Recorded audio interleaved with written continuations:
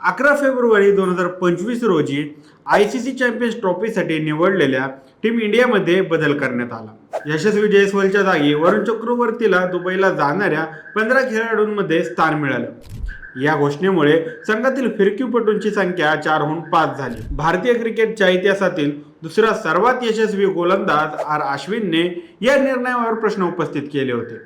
त्याच्या YouTube चॅनलवर post केलेल्या व्हिडिओमध्ये तो म्हणाला की मला समजत नाही की टीम इंडिया इतक्या फिरकीपटूंना दुबईला का घेऊन जात आहे।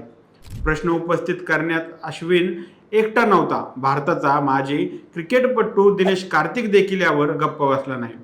तो म्हणाला की संघात 5 फिरकीपटूंची निवड करणे कदाचित खूप जास्त आहे, मात्र तब्बल 20 दिवसानंतर निवड समितीचा हा निर्णय योग्य ठरताना दिसत आहे। हा संपूर्ण व्हिडिओ पाहण्यासाठी बायोमध्ये दिलेल्या लिंकवर जाऊन दैनिक राज्य लोकतंत्रच्या YouTube चॅनलला लगेच सबस्क्राईब करा। व्हिडिओ कसा वाटला, तुमची मते आणि प्रतिक्रिया खाली कमेंट बॉक्समध्ये आम्हाला नक्की कळवा। धन्यवाद।